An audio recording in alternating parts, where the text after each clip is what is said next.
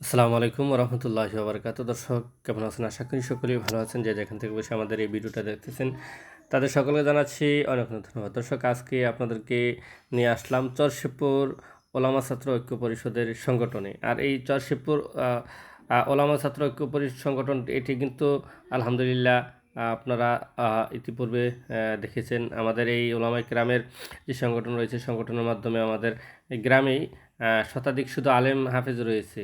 একই গ্রামে এত আলেম হাফেজ কোনো গ্রামে আলহামদুলিল্লাহ আমাদের বাঞ্ছারামপুরে সর্বোচ্চ হাফেজ এবং আলেমের যে সংখ্যাটা এটা আমাদের চরশিবপুর গ্রামে।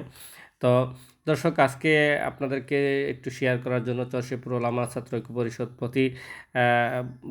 প্রতি ঈদের পরপরই আমরা আমাদের সংগঠনের কার্যক্রম চলার জন্য আমরা মিটিং করে থাকি। তো আজকে এসে যে মিটিংটা করতেছি এটা হচ্ছে হাকিমুন নফস শেখ আল্লামা মুস্তাকিন নবী কাসিমি হাফিজুল্লাহ ওনার আগমন উপলক্ষে আমাদের এই আজকের এই সংগঠনের যে মিটিংটা ডাকা হয়েছে।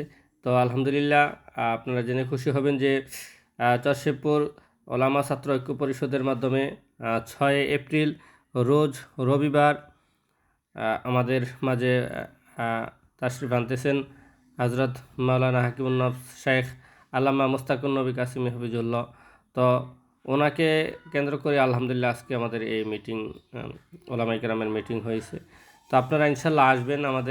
আপনাদের প্রতি দাওয়াত রইল চরশিবপুর ওলামা ছাত্র ঐক্য পরিষদের সংগঠনের পক্ষ থেকে 6 এপ্রিল রোজ রবিবার।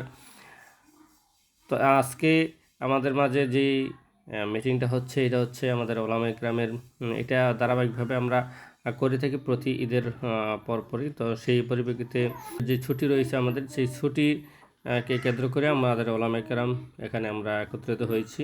তো দর্শক যদি ভিডিওটা ভালো লেগে থাকে শেয়ার করে দিবেন। ইনশাল্লাহ এই পর্যন্তই। ইনশাল্লাহ দেখা হবে অন্য এক ভিডিও। আসসালামু আলাইকুম রহমতুল্লাহি ওয়া বারাকাতুহু।